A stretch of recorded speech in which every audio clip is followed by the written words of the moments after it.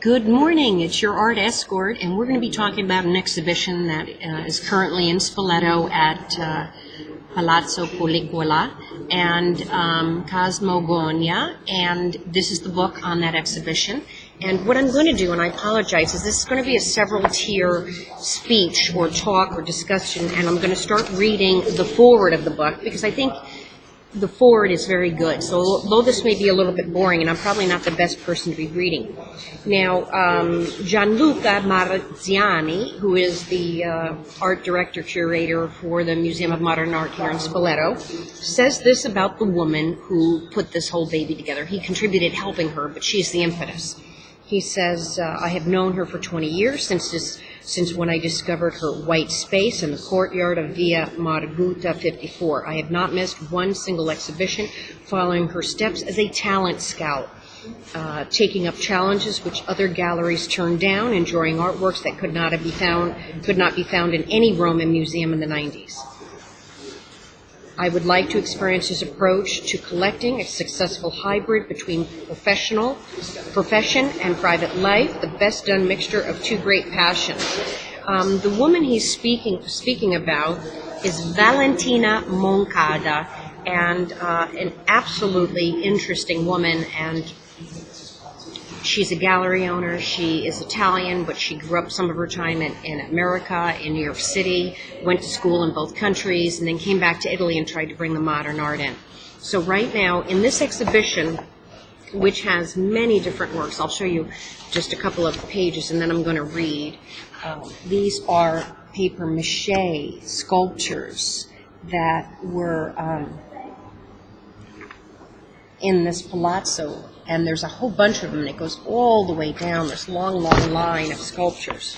Let's see if there's any close-ups. Here's an example of one of these sculptures. And ignore the old building and behind it, but the art. And there's many, many different pieces and works of art here that are quite interesting. There is these antique photographs, which are going to be near impossible to see. And then there's also Picasso has his horses. Let's see if I can find his horses in the book. No, that's an airplane. Well, let me go ahead and I'm going to read the foreword, and then we'll go in, and at some point I'll have to write about it. So I've got some beautiful images. Now, these are Valentina Moncada's words.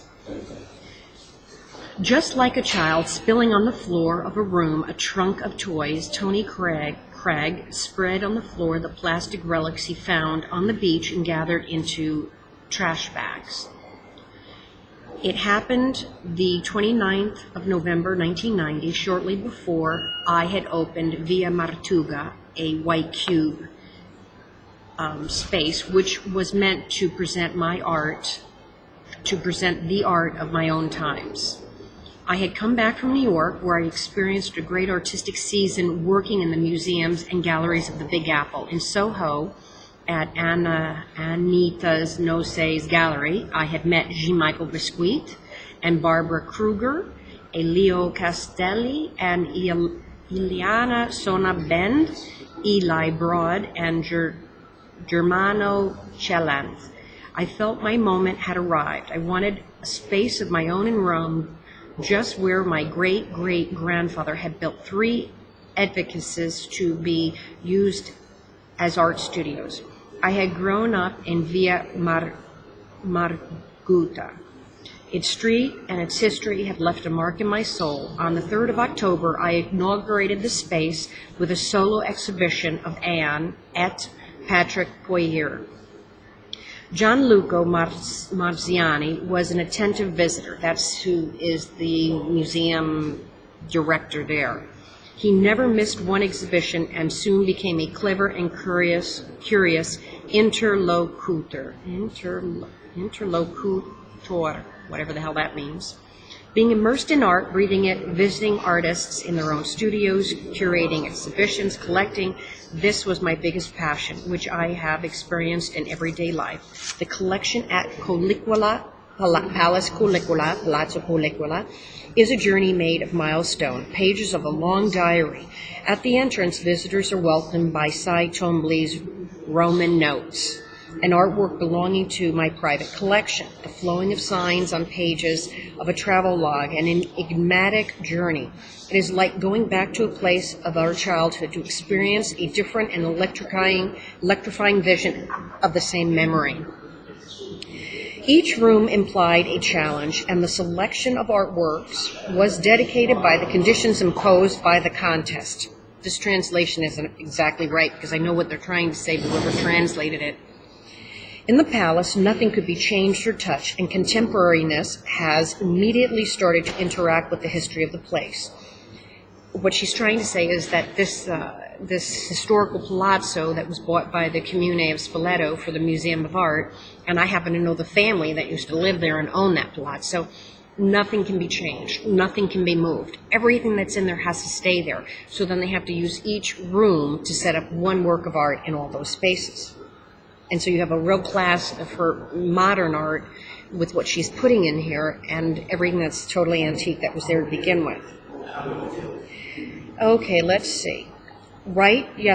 Just yesterday, while I was spreading on the floor Craig's plane, his words came back to my mind. They are archaeological relics. Why should they be different from the Roman shards that you find buried beneath your ruins? They are both relics of a culture. These are ours, and each object tells the story of the mystery and the personal experience. Along the beach, Craig's plane is an invitation to travel through time. So she's talking about this one thing, which when you see it close up, you don't know what it is.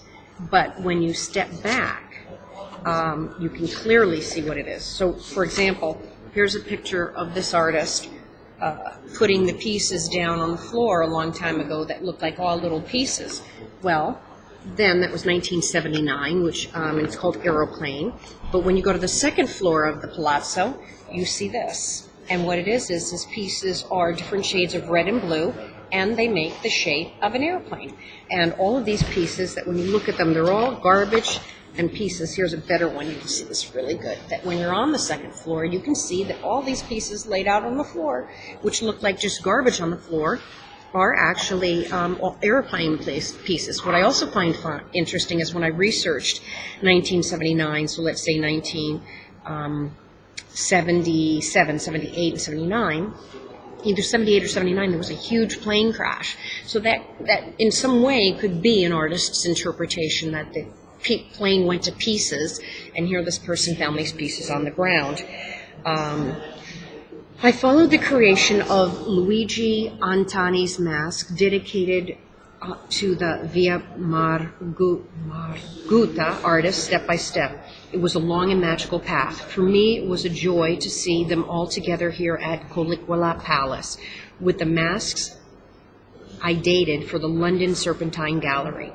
The wonderful process of arranging them with the master himself, creating visual, cultural, stylistic, and formal plays and reference, stirred the vibrant energies deep inside of me. It was 2007 when I decided to celebrate the 19th anniversary of Pablo Picasso's visit in Rome. In the studio, the artist created the first Cubism costumes for Serge the Hilda Ballet. It was 1917, and he was renting the studio for my great-grandfather. So her family comes from money, had a lot of buildings in Rome, and Picasso had rented from her great-grandfather. Okay, when the master Ontani visited the exhibition, he was impressed, and shortly afterwards, either influenced or by sheer coincidence, he began to work on masks. And I think these masks was the idea of after he saw Picasso's works, which, let's see if we can find some of Picasso's things in the book. I may not be able to find them readily, but they are in here. Here they are. Il Cavallo. Okay, here. Let's see if we can get these up here. And we're going to have to do a second one.